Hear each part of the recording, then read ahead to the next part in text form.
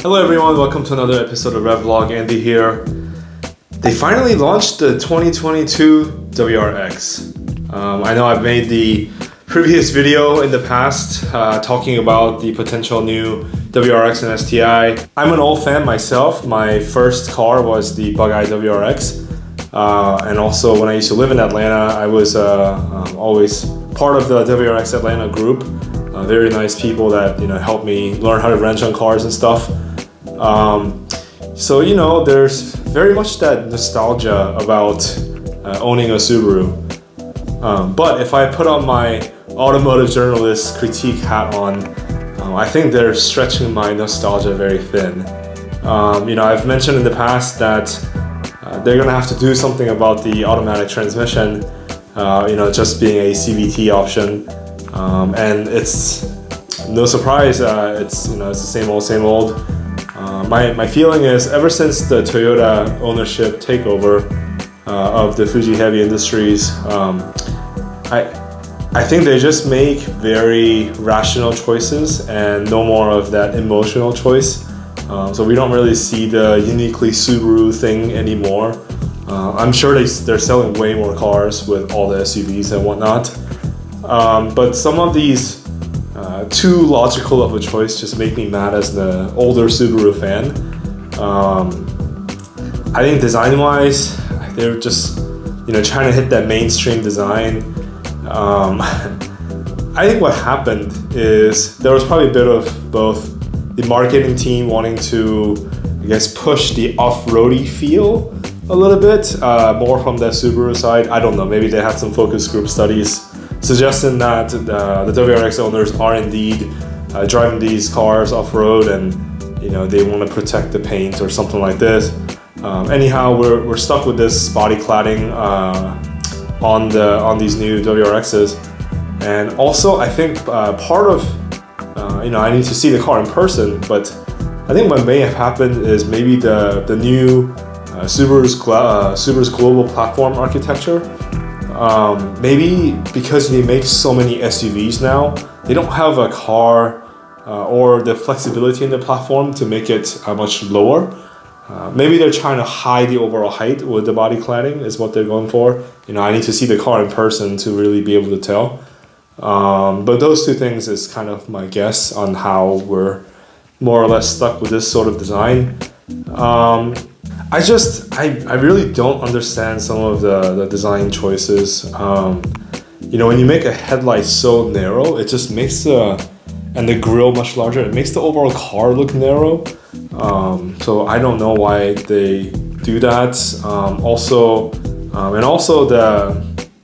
the profile of the windows around the C-pillar area, it's just so reminiscent of the new Toyota stuff, especially the Corolla. I really like the unique profile when we used to have the GC chassis. Obviously that's dating back quite a bit. But I just think there are so many unique Subaru DNA designs that the newer Subarus aren't really bringing out. And I hate to go back to the CVT discussion, but they say that the split for the automatic and manual transmissions is for the WRX is 75% manual and 25% automatic. So you're gonna make the quarter of the buyers for the WRX really upset by only offering the CVT option. And what's even more upsetting is you have to go to the GT trim in order to get the nice things like the adaptive suspension, which we get for the first time, and the RECARO seats. And guess what? The GT only comes in the CVT. I just don't understand that.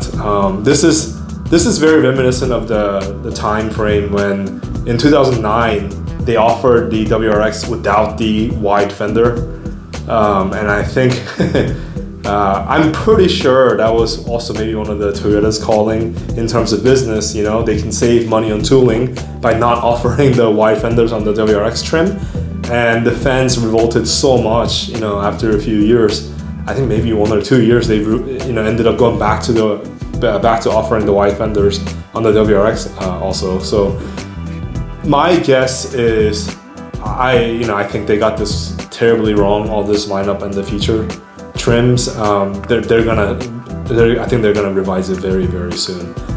So I would, and this is the reason why I would, tell you to maybe wait and not jump on this WRX immediately. They did up the displacement to 2.4 liters. I'm guessing it's heavily based on the Ascent engine, which also I think the new BRZ is using. And so, we were expecting big horsepower, but it's only making 3 horsepower more. So a total of 271 horsepower and 259 pound-feet, 1 additional pound-feet of torque. Also, I understand that the Impreza is kind of the shared platform, but to see a gigantic screen, for the infotainment system on a WRX, I just feel like overall something is, the direction of the car is not catering to the enthusiasts anymore. I really hope that someone enters this space, hell, even like maybe a stripped down Golf R.